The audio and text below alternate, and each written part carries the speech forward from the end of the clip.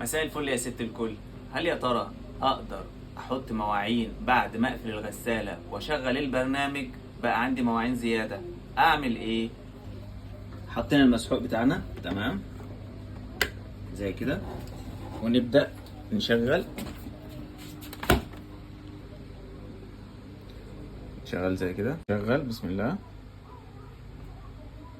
نجيب برنامج 50 دقيقة. ايوه. انا محتاج هنا شطف زيادة، هروح على شطف زيادة اللي هو ده، ادي اوكي، ادي تشغيل. شوفي بقى يا ست الكل، طالما العلامة دي موجودة دي معناها علامة الغسيل، اللي هي الدايرة كبيرة وفي وسطها 3 دواير صغيرة. دي تقدري تزودي، تفتحي الغسالة تعملي ستوب من هنا، تفتحي الغسالة وتزودي، لان هي كده بتاخد مية وفي بداية الغسيل تزودي مواعين عادي، مفيش اي مشكلة. كده يا جماعة في مرحلة الغسيل لسه، وفي صابون. يعني انا اقدر، ده برنامج ال50 دقيقة، انا نسيت احط حاجة في الغسالة، اقدر اعمل ستوب من هنا وافتح الغسالة وازود.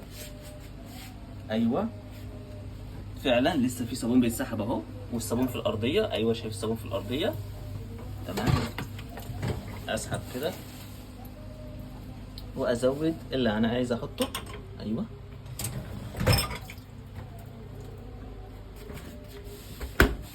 ونكمل كده يا جماعة. احنا في مرحلة الشطف، ما ينفعش تفتحي الغسالة هنا وتزودي. ليه بقى يا ست الكل؟ علشان خاطر هي في البداية لما كانت بتغسل سحبت المية والمسحوق وطردت المية ومع المسحوق، وبعد كده شطفت، ما بقاش في مسحوق. فانت لو حطيتي حاجة مواعين تانية دلوقتي في الحالة دي مفيش مسحوق، مش هتتغسل، هتتشطف بس. بل بالعكس، مش هتتشطف وبس، ده هتنزل لو فيها دهون هتنزلها على المواعين اللي اتغسلت بالمسحوق، فهتوسخ المواعين اللي موجوده.